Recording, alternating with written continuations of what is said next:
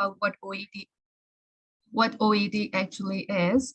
So OET is an occupational English test. It's just like IELTS and TOEFL, but I would say it's a little more easy than IELTS and TOEFL because in context of the fact that you all are doctors and you know what they are talking about. But if it is in respect to like IELTS and OET, OET is a medical based exam and you know what they're talking about. And in the other exams, it's a little bit difficult because it's although it's English, but it's not, we are not used to of more of a general knowledge. So OET has 4 subtests.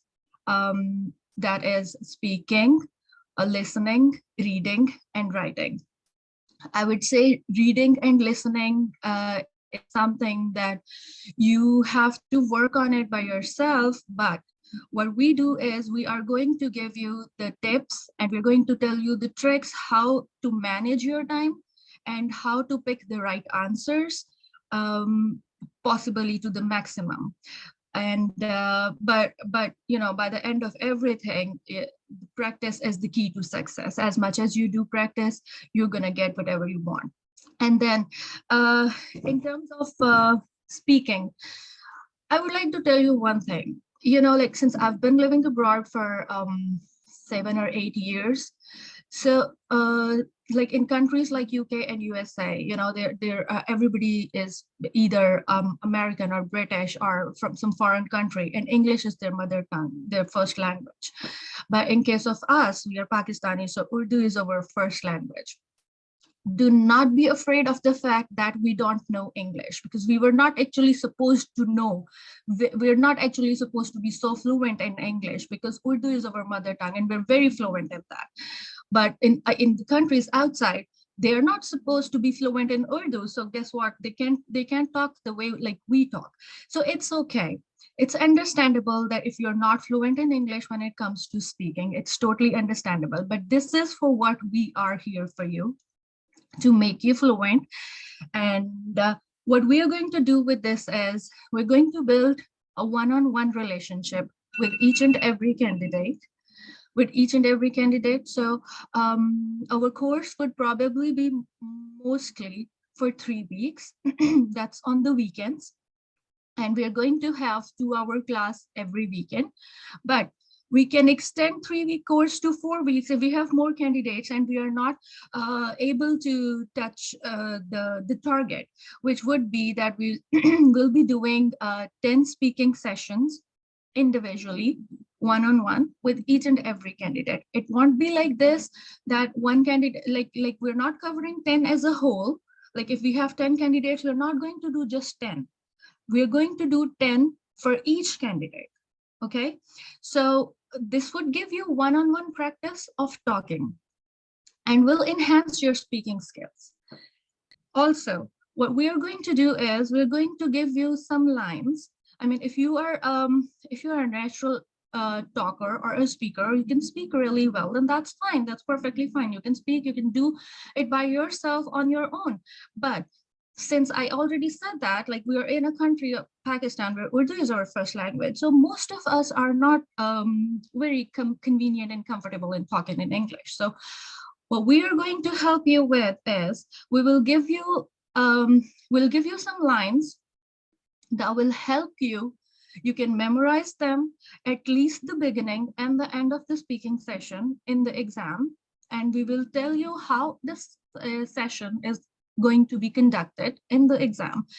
And we will be practicing this beforehand, just as it would appear in the exam. And I will be telling you some lines that you can just memorize them, and then you will be perfectly fine. So when I say trust me when it's coming from me, and I'm saying I can do it, you can do it. All of you can do it. It's not that difficult. No exam is difficult unless you know the strategies, you know the tips and tricks, you know what things needed to be done and what things we need to avoid. So if you're not doing those things, it can take you years You can just gather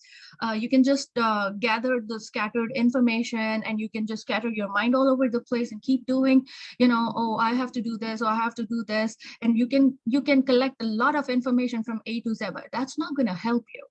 That's not going to help you. What's going to help you is to stay to point, to focus. The purpose of this is you need to pass the exam. It's not about, oh, I can do better. I know there are 90% of you who can do much better, but this is not about the fact that you know better. It is about the fact that you need to do the things that need to be done to get you through the exam. Okay, if you learn all those skills, which we are here to tell you, if you learn all those skills, trust me, in 3 weeks, and the 3 weeks that I am helping you through, and then 1 more week of yourself to compile yourself and to work on your weak points, the whole of a month would be more than enough to pass the exam. Just if you focus on what we will be telling you during the courses. For example, in terms of reading. So when I started for OET, unfortunately, in the beginning, I didn't have much help. So I was like literally all over the place, gathering information and trying to work on it. But when it comes to reading, the most important point is time management. I could not stress more than enough on this, that even if you are doing it at your home, just to see where you are standing, do it time-based. Do not do it like this, oh, I'm going to do this and then we'll see where I am standing. No, because you cannot get to the point. What you are trying to find for yourself is that if you have to do a task in 15 minutes, or if you have to do a task in 30 minutes, you need to do it in that time. You cannot assess yourself if you are doing a 30-minute task in 1 hour. That's not going to work, because this is the point where most of the candidates fail, because what they do is they keep practice reading, they keep practice listening, but they are not doing the time-based tests. And then they're coming to me and then they're saying, oh, I get since there are 42 questions, oh, I get 40 right. But the fact remains the same, that 40 needs to be right in 40 minutes, but you're doing it in 2 hours.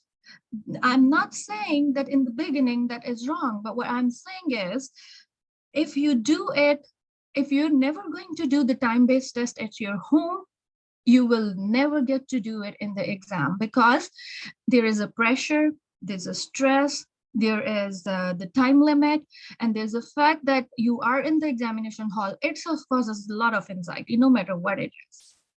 So prepare yourself, set an alarm for 15 minutes, and then start doing the task which needs 15 minutes. Even if you are not able to complete it, that's okay. You can do it again for the next time and try to finish it in time and try to develop the strategies. For example, when I started this, I started with the reading. And so reading part actually has a reading subset has 3 parts, part A, B, and C. And the part A needs to be done in 15 minutes.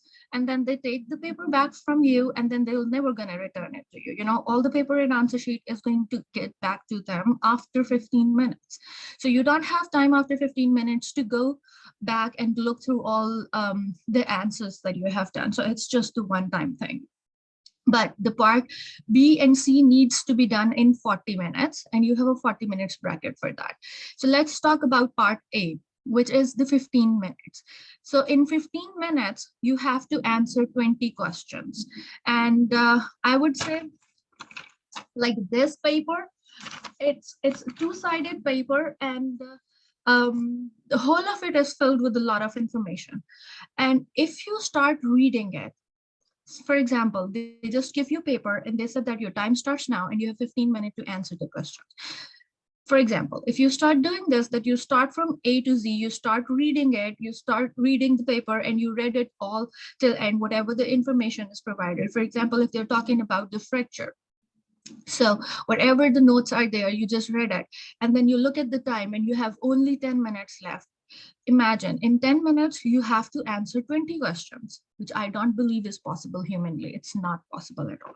I tried a lot of times by doing this, but I never succeeded in finishing task in 15 minutes. So what I'm going to tell you is what I practiced, what most of my friends practice, and my candidates also practiced after I've told them that this is one of the best strategy to do that.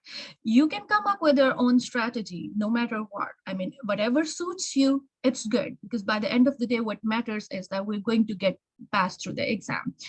Okay, so what I did and what I believe that you all should do, at least give it a try doing that, unless you get into the position that where you finish it in 15 minutes. So from 1 to 6 questions in the paper, when they give you the paper and ask you to finish in 15 minutes, do not read the text.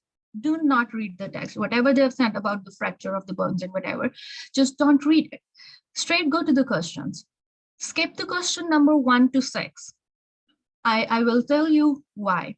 And then start focusing on question number 7 to 20 and start finding the answers, because the answers will be there. And from question number 7 to 20, what you have to do is either write 2 or 3 words or either fill in the blanks. And you have to find that. Okay, so in the 15 minutes in the beginning, they ask you to go and you went to the question number 7 and then you start doing question number 7. By the end of 10 to 15 minutes, at 10 to 12 minutes probably, you are done with question number 7 to 20, and now you are left with question number 1 to 6. Now, what is question number 1 to 6? Question number 1 to 6 is always about, since we're talking about fracture, so I'm going to continue this example. So the question number 1 would always be 1 to 6 would always be about, okay, so management of the fracture, and you have to, and there is a space like a dash in front of it, and you have to write like either A, B, or C, like which paragraph is explaining the management of the fracture, which paragraph is explaining the sign and symptoms of the fracture, which paragraph is explaining the pain or maybe the definition of the fracture. So what you have to write is in front of that A, B, and C, because you know that which paragraph, because by the end you have done 7 to 20 questions, you have already automatically read the paragraph. There's no fun of reading the paragraph first and wasting your 5 minutes and then coming back and doing it again, because the questions that is from 7 to 20, they are very intricate. And even if you have read the paragraph first, they would want you to read it again, because you have to look for the specific word that goes with that. And when you are reading, like, like in a fast motion, in a flow, when you get the paper, you start reading, when you start doing that, you don't focus on the minor details. Nobody does. So when by the time when you reach the question number 7, you have to do it all over again. You have to read it all over again. So that's why I'm saying, do not read the paragraph in the beginning. Just leave it at it. Start from question number 7 and start looking the answers in the paragraphs from question number 7 to 20. And by the time you have done 7 to 20, you have already read all the paragraph. And then it would take no more than 30 to 40 seconds to answer rest of the 6 questions. And this will save you 1 to 2 minutes to recheck your answers. I would suggest give it a try and see how it goes, because this is the best possible technique. It might not work for you for the first time, but it would, I believe that it would work in like second or third time, and starts kicking in when you practice like 7 or 8 tests. Okay, so we have talked about speaking and we have talked about reading. Listening is a little bit tricky. I would say, why is it tricky? Because of the accent. So since I lived in state for a lot of time, so I got the British, I didn't got the British accent, I got that American accent. And when I started preparing for the exam and I started listening to all those, the listening tasks, I found it really difficult, because the British accent is sometimes a little typical to pick up, and you might skip some of the words because they talk like they kind of miss some of the words when they are talking, you know, the letters, and their accent is like a little bit typical and difficult. So I don't say again that all of you would have a difficulty, because some would not have a difficulty, but I'm telling you from my experience that I did have the difficulty. So I need to come up with the strategies for that. And let me share this thing with you. When I took my exam, I missed 2 to 3 of the blanks when the tape was going on, and he was continuously talking. So at 2 points, I missed that. I totally do not understand what he said. So I missed those brackets. Instead of panicking, I just missed it and I went with the flow, whatever he's saying next, and I started picking the next thing. So by the time when I got home, I felt that I'm done with the listening. It's not going to get me anywhere because I already missed 2 of them, and that's and I don't know what about the next things that I've been doing. But believe me, when my result shows up, I got the maximum in listening rather than any other subtest. Why I'm telling you this is, do not panic that you leave some of the things, because it's very natural to leave few parts. Listening also has 3 listening subtest has 3 parts, like part A, B, and C. And part A is basically fill in the blanks type of thing, which is a kind of conversation between probably a patient and kind of conversation between a patient and a doctor. Mostly it's like that, between a patient and a doctor. And they're talking about the signs and symptoms, about talking about the past medical history, or the family history. It's just like the same that you talk with your patients, okay? And they leave some of the blanks on the paper and you just have to answer them. So the tip about listening is that part A has 24 questions. It has 24 questions. If you do 24 of them right, if you're fortunate enough to pick 24 of them right, how many of next questions you need to get right to pass the exam? That would be only 6, because there are total 42 questions and you need to get 30 of them right to get the grade B.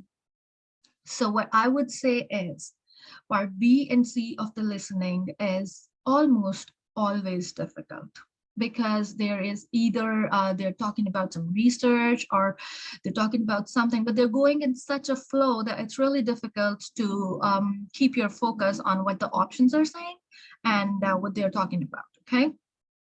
I would say the first part is a quick part. Part A is a quick part, but it is really easy for you to pick in that part as much questions as right as possible. Again, all the material, we are here to provide you with all the material, all the necessary information, whatever you need for the listening, writing, reading, and speaking. And once you start practicing with that, you will realize that that practice is the key to success as much as you do practice. Again, I would say that I believe in one-on-one relationship between the candidates and the teacher, lecturer, or instructor, whatever you'd like to call me. So I believe in this thing, and I want you to come up with any question if you have. Even right now, even when you're taking the session, I would say I'll be available like 24/7. As long as your course continues, you will be given my my cell number.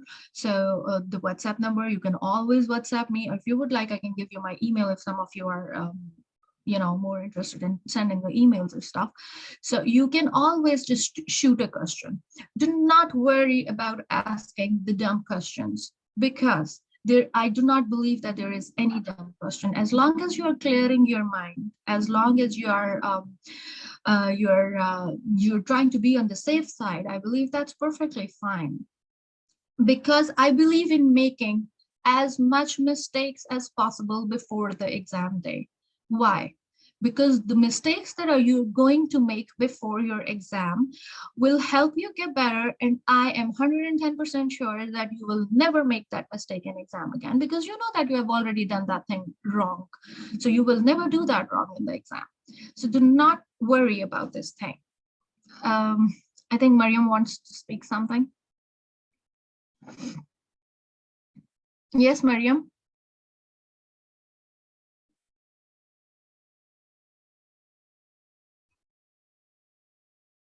Okay.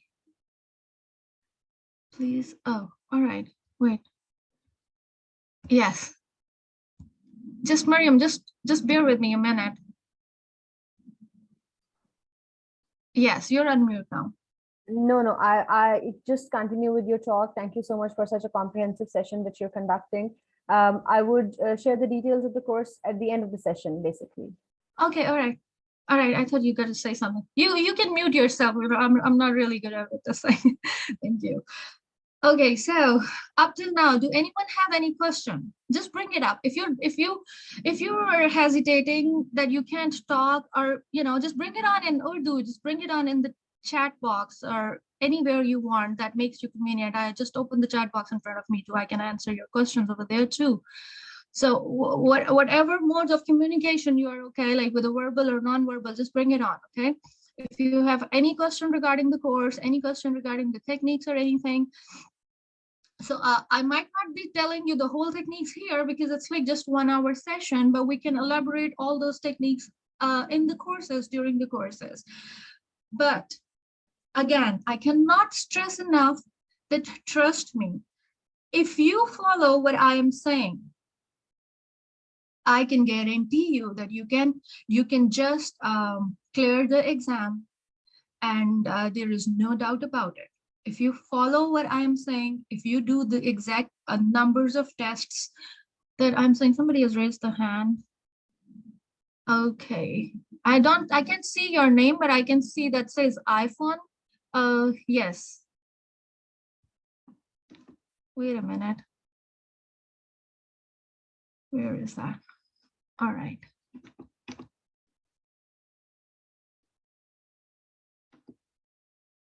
I think I've unmuted you. Is that? No, still can't hear you.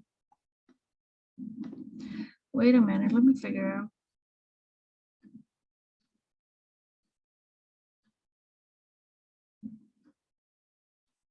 Now I can't see that person who's raised the hand. Where is that?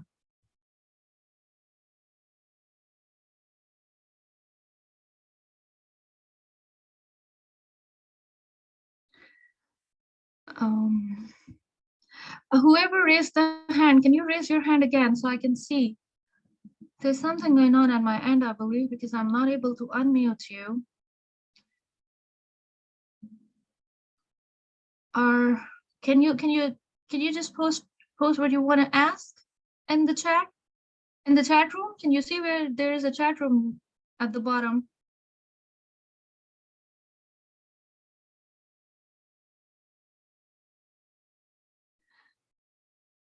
Okay, there it is. Get the message. Is there anything I would do to improve extracting the answers in the reading part?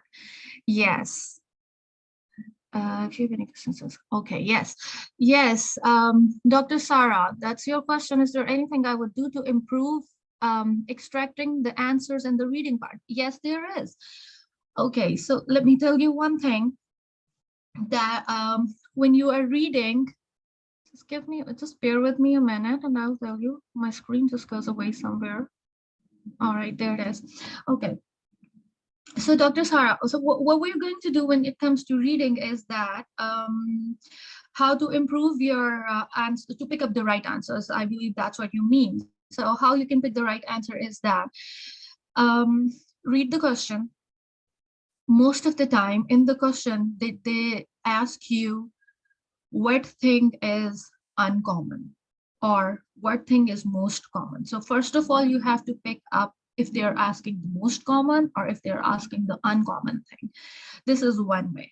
If the question is like this, okay, and then you go and read the text and you see that they have mentioned, there is a possibility that they have mentioned all the 4 options A, B, C, D in there.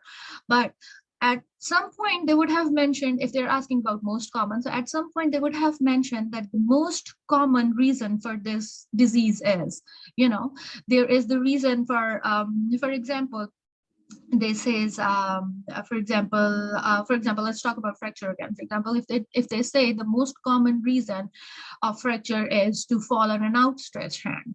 So they might have given the other reasons of the fracture, like the accident, like the fall from the stairs, or like the fragile bones. They might have given all these 4 things in the text and then in the options too. But at some point, they read the question carefully. Maybe they're asking for the most common reason, or maybe they're asking for the most uncommon reason. That's one point. If it is not this case, what we do is, trust me, 99% this is the case, that at least 3 or 2 of the options, 2 for 100% sure, 2 of the options is the options that you can always take out. You can always scoop out, because they would say that if whatever they're asking, whatever the question is, they go in a sequence. That's another point. They go in a sequence. They don't go in a random way. Like, for example, there are 5 paragraphs, and question number 1 is from paragraph number 1. Question number 2 is from paragraph number 2. They will never do that. Question number 5 is again from paragraph number 1. Question number 5 will be definitely from the subsequent paragraphs. Like if they take question 1 from 1, 2 from 2, 3 from paragraph number 4, maybe 5 from maybe paragraph number 6, and then question number 7 would never be from it would definitely always be from any paragraph after paragraph number 6, but not before paragraph number 6, or maybe again from the paragraph number 6 at which you just worked, but it never be after the paragraph number 6. Okay, so this is one trick, that you don't need to jumble on things that where you're going. And then in that paragraph, for example, in question number 1, they asked about you to answer from paragraph number 1. So what you have to focus is on the paragraph number 1, and then read all the 4 options and see which option has never been discussed in the paragraph. And trust me, 99% of the cases, 99 to 100%, out of A, B, C, and D, 2 of the options are you can easily cut at the point, because they will never talk about that. Or even if they would have talked, it's totally opposite, totally true or false. Like in the paragraph, if they are saying something in the positive sense, then in the option A, it would be totally negative. So you can always rule out, oh, over there he's saying it's the most common, but in the answer he's saying it's the least common. So you can just cross that, and then you will be left with the 2 options. And to pick one from 2 options is always easy. When you start working on this, you will realize that then it comes to if again in the 2 options, for example, it's become B and D, and in B and D, it's difficult for you to pick, oh, it's 50-50. But imagine, make a wise guess, because in 50-50, there are more chances to pick up the right one than from 4, right? You have already excluded 2 because they are not in there. Sometimes you can even exclude 3. Sometimes this happened with me too, like literally even in the exam. Sometimes it happens that you don't find the right answer to all the 4 to the question, and all the 4 options looks like I don't know, right? So what you do is, what I did is, like, use the exclusion criteria. A is not the answer, B is not the answer, D is not the answer. And I believe C is also a little bit confusing, but A, B, and D is definitely not the answer. So I don't have anywhere else to go. C is confusing, but C could be and could not be, but the rest of them is definitely not. So I will pick up C. So I'm doing this. I was doing this during my practice at home too, and it worked for me, and it helped me improve my score. Also, when you are practicing, we have another question. I want to ask, in the reading part C, they are mostly asking for instances, like what the author suggests in the paragraph 5, and all the answers are confusing. They're all pointing to the same point. Yeah, I know that's the tricky one, and I believe this thing needs a lot of practice.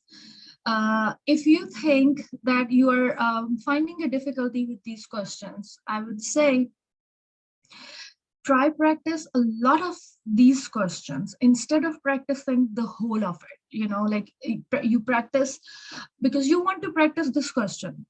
That does not make sense that you do the 40 minutes of the whole task just to do this question and then maybe get it right or get it wrong. This is the most okay. Yeah, I know that. I know that. I've been there too, but That's what I'm saying, that try to pick up those questions first and like make, excuse me, make a selection of those questions and take them aside, like make a pile of your own for these 10 questions and try to work on that. Okay, so the strategy that I used might not work for you, because in this type of question, I will tell you very honestly that in this type of questions, everyone thinks differently.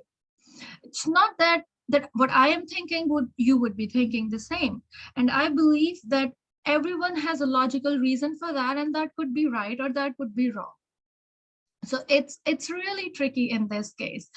But what I'm trying to say is that if you work like literally 10 of those questions, and then you get maybe 5 of them right and 5 of them wrong, or maybe you get 6 of them right and then 6 of them wrong. So what questions you get right is the question that is going to tell you what technique you need to develop to think, which way you need to think. For example, when I started doing those type of questions, I was over the edge. I was getting most of them wrong. But then the answers which I was getting wrong are right. So I picked those answers and I thought what I was thinking when I picked those answers. Either it was a positive thinking or it was a negative thinking. By positive and negative thinking, I mean that either I am thinking in favor of the writer or I'm thinking against the writer. There is always 1 or 2 lines. For example, in type of the research questions, this is most basically the part of the research literature that they have given you over there, and they ask you what the writer is trying to say. So if it is about the one writer or one author who is writing the whole research, if it is about him, pick up the fact what he is trying to tell in the whole of it, not in that one paragraph, in whole of it. If he is trying to explain that, for example, if he's trying to say that in old age, in old age, it is a research study that in old age, the fractures are mostly because of the porous bone. And the other that are against his research are trying to say that it is because they are not very reliable people to walk by themselves and they fall, and most of the fractures are because of fall. So your writer is trying to implicate the fact that the fractures are because of the porous bones. So in that paragraph, I believe the writer would be trying to say the same thing. And when they say that, what is the writer suggesting in that paragraph? So if the paragraph is the research about the fracture, so he would be trying to say that again, that it is because of the porous bones, or he would be giving you few points in favor of it, or he will be nullifying the research of other people in his favor, or he'll be against of the other research. So in case of the research type things, you have to focus what your writer is saying, and in that particular paragraph, is he favoring what he is saying or he is against what others are saying? These type of techniques. So if you get 4 or 5 of your answers right by doing these 4 or 5 types of questions, then at that point you figure out what you thought about the writer at that point, because this is the key. If I give you the technique about that, it might work, it might not work. So what I'm telling you would work is that you have to figure out what is your way of thinking, what was your way of thinking while doing that question that led it to get right. So then you will start picking up the right things, because then you start thinking the same way on every question. Is that clear? Oh, got 2 new messages. We will share the, okay, all right. Please tell us about fee structure. Okay, the fee structure, teaching hours and timings. Okay, the fee structure will be told at the end of the session. I believe Mariam is going to tell you this. And about the timings, again, I will tell you what about the timings is that we believe it's going to be the 3-week session, which includes 3 weekends only, and that would be the 6 days. But it's the minimum I'm telling you, because if I have more candidates and we are not going to reach the target in those 6 days, we'll extend this to 4 weeks. You know, I'm going to add another weekend in it so that we can finish with everyone.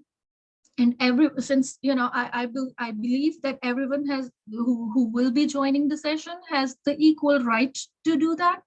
So if you are done with your 10 10 speaking sessions, that doesn't mean that everyone else is done.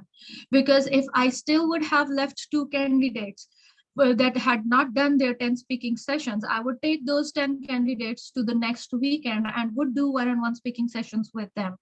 And in the meanwhile, since we'll be having the session at the next weekend, so if you would want to join, you can always come and join in, because that would be your session too. Okay, so the session would be of 2 hours every weekend, that is Saturday and Sunday. And in 2 hours, I would be discussing the letters with you too. So I'm coming to the writing later on. But in those 2 hours, we'll be doing the letters, and I'll be telling you if there are a lot of mistakes, and then giving you the tips how to, make them better. And speaking as well, definitely. Trust me, after doing 2 to 3 speaking sessions, you'll be all good. You can easily pass the speaking sessions, because the speaking sessions would, since I would be telling you a few opening and the closing sentences, you can make them by yourself. You're always welcome to do that, but I'll still be giving that to you. If that would work for you, that would be great. Okay. And okay, now let's come to the writing. Oh, okay, so let's come to the writing session. The most important and the most trickiest of all these is writing. I would not say that the writing that you are doing would be wrong. There are so many platforms, there are so many forums out there. Google is the whole new world. You know, you can just Google and you get whatever you want. But again, I would say it's not the point who is right or wrong here. The point is we are going to do what makes us get through the exam in first attempt without traumatizing us. Oh, I can't do it. Oh, I didn't do it, and now I have to do it again. I am here, and I will try to save you that trauma. That's what all I'm trying to say. So you can come up with the writing pattern, but I will be giving you the exact writing pattern that will make you pass the writing in first attempt. And there's no doubt about it. If you follow it from A to Z, what I said, you will pass it, mark my words. But if you want to do it your way, you're more than welcome. I will still tell you what things you're doing right, what things you are doing wrong. But at that point, I might not be able to guarantee you that, oh, by doing this, you'll be able to do that. Why I am saying that is because there are a few people out there who might be teaching and who might be saying that their pattern is right, which I believe it would be right. But since I did not pass through that pattern, so I cannot say this to you with certainty. They might have passed with that pattern, and they can be able to give you the guarantee that, oh, by following that pattern, you can do it. But since we have pattern A and pattern B, I followed pattern B, I would stick to that. And I would say, because I want you to pass, so I would stick to my pattern, and I would say, follow my pattern and then you will pass. Maybe the pattern A is also right and candidates might have passed through that pattern, but I can't guarantee you. You know what I'm trying to say here, right? The other person who is doing that had passed the exam can guarantee you, but I can't. I can guarantee you for the pattern that I am telling you, so that you make the least mistakes and then you can get through that. We have another question, just hold on. I have taken my exam 2 times but didn't pass. It's really distressing. What should I do?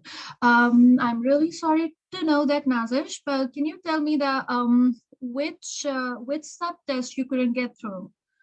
So, and if you join the courses, I believe that we can have more discussion about that. And I know this is stressful, so I would not say, oh, don't stress yourself. I know this could be stressful. And in addition, if next time, even if you're doing the wrong, the stress of the fact would stay there that, oh, I didn't pass it in first time, I know the anxiety. But I would like you to tell me that which subtest you couldn't get through. So we can work on that more. And again, I would say that more than 90%, I believe if you follow the pattern that I'm suggesting in writing and in speaking, and while listening and reading is more of a practice. I can give you the techniques and I can give you the tricks about that, but again, it's more of a practice. I wouldn't say that in reading and in writing, in reading and in listening, if you follow the techniques, you'll pass through. I cannot say that because it's basically on you. You can't do that. You just do one reading test and one listening test and say, oh, I followed all the tips and techniques and now I can clear. No, it's not like that. It doesn't work like that. So hard work is always there, right? It has been there since beginning.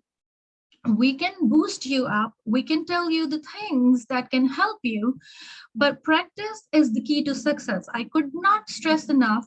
You have to do at least 10 of the readings and 10 of the listenings, or more than that. I did a lot. I did a lot. Although I passed my exam just in 3 weeks. Trust me, I passed in 3 weeks. That's why I'm saying if I can do it, you can do it. But it's not on my words. It's because what I did. You have to do that. If you want to pass, you have to do that, okay? So in the writing, I will have one complete session of writing, and then we will tell you the I would start with the tenses because I had seen many of the candidates. Again, since we are not the native English speakers, so that's perfectly fine.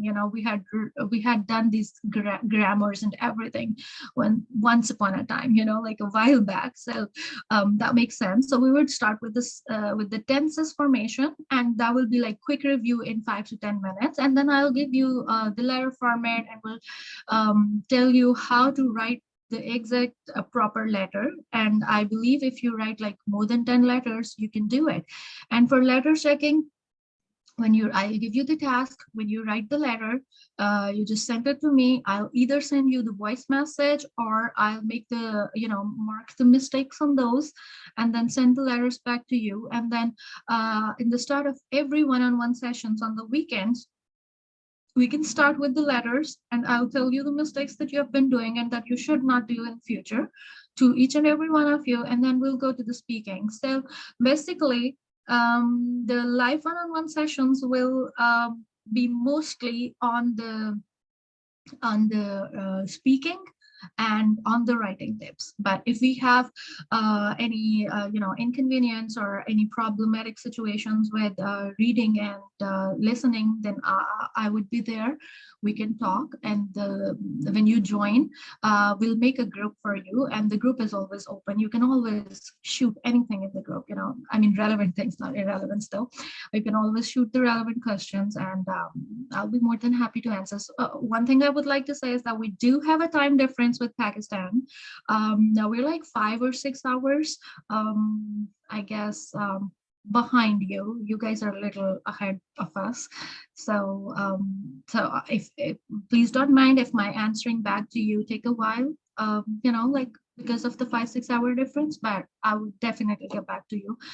And trust me, we'll take the pain that you're suffering from when it comes to the stress and the exam, everything. So I'd try my level best to ease you out in all the possible ways. Any one of you have any other questions?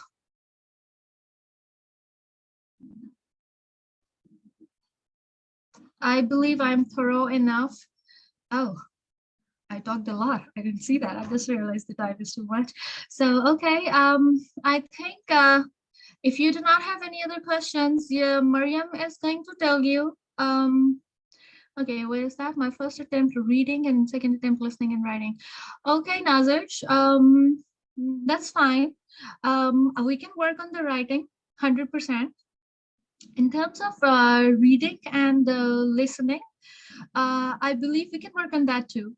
we can work on that too. It just need few skills, and it needs a lot of practice, definitely, but we can work on that. Does that matter? Do they just that too? Oh, no. Dr. Rabab, the accent doesn't matter. So I told you, since I've been living in States for like 7 years, so I had a like totally American accent. I don't follow the British accent, but now I moved to Oxford, and I've been working in Alzheimer's and dementia, as I told you. So I, I I'm good with the American accent. I honestly I don't like the British accent at all, but you know, but they don't judge it. So they don't judge it. As long as you're grammatically correct with them when you're talking, you're grammatically correct, you should be fine, perfectly fine. Okay. Any other question? I hope I didn't miss anyone answering, but if I do apologize, because I'm trying to see, I believe Litimer, okay. Yeah, so I did not miss anyone in the answering. So we'll see you guys. If you want to join, then sorry, we do have another. Oh, you're most welcome. So you're always welcome when you join. If and when you join the session, if you like to join it, there'll be a group for you, and there'll be continuous discussion in there.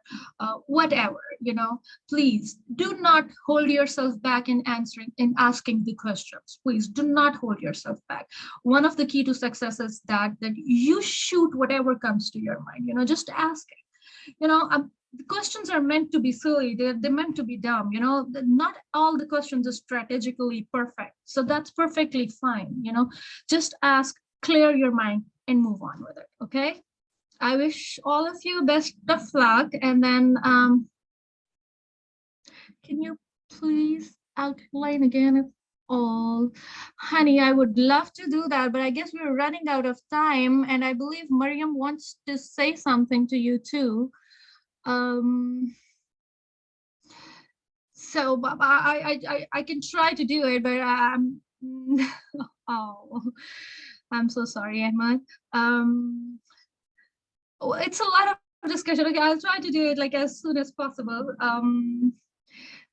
Nazesh, yes, Mariam is here. Oh, that's great. Mariam said that she recorded the session. So whoever was Ahmad, I guess you were asking. Yeah, so Mariam has recorded the session, Ahmad, so that's really good news. I don't have to, you know, discuss through it all over again in like 2-3 minutes. So you can ask Mariam, and she'd be willing to share the session with you. And what is that? Yes, so whoever is asking for the WhatsApp group, Mariam will be, you have to contact it to Mariam, okay? So you have to, Ahmed, you have to contact it to Mariam. Mariam, where are you? Jump in. Wait, I think I have to unmute Mariam, or I don't know where is Mariam, but so you can ask, okay. Ahmed, I can find Mariam. Mariam, if you're here, please jump in. Ahmed, you can message, unmute me. All right, wait. Wait, Mariam, I can't even see you.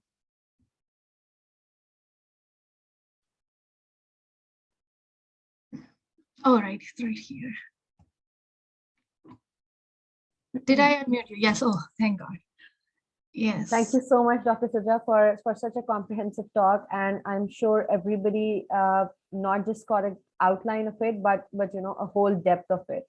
And even the fact that how comprehensive you were in this session. So I'm sure it's a bit of a testimony for all of them that how you're going to take them step by step throughout the course that Sure. you're going to conduct.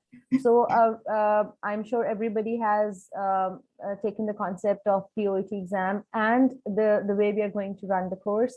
So at the end of the session, I would just like to share the details of how we are going to conduct the session. So as Dr. Sidra already mentioned, it's going to be a 4-week course, and the classes are going to be held on Saturday and Sunday. We have picked the weekends particularly to make it feasible for everybody to attend, because working days are not feasible for each one of you. So the classes will be conducted on Saturdays and Sundays, and between the weekends, on the weekdays, there's going to be live speaking sessions And then Dr. Sidra is going to take each one of you along, right? So we're going to share the course starting date soon. Please stay tuned on our WhatsApp group and our Facebook group, and we have an Instagram page. Please like our Facebook page and join our WhatsApp group for further updates. We are going to share the starting date of the course very soon. If there's any other question, I would like to answer that, and I would like to share the fee structure as well. So the course is going to cost 10,000 PKR. Is there anything that anybody wants to ask? I'm more than happy to answer.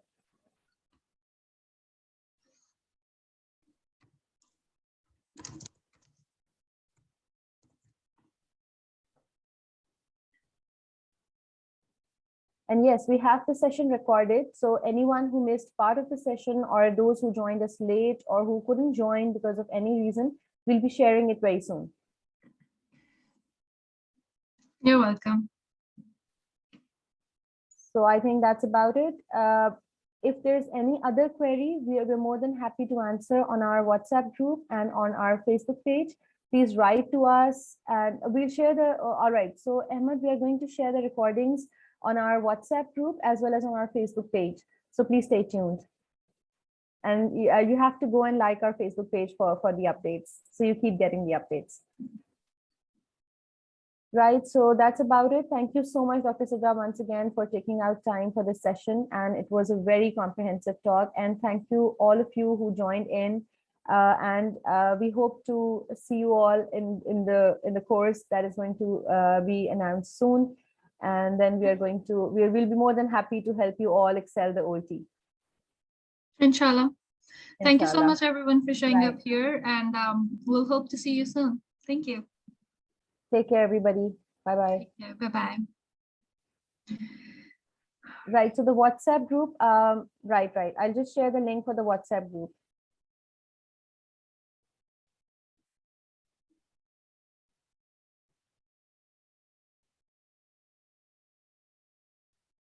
So on our Facebook page, I'm going to make a post for this session, for the recording session, as well as on our WhatsApp group invite. So anybody who wants to join the WhatsApp group, please like our Facebook page, and I'm going to share all the details over there.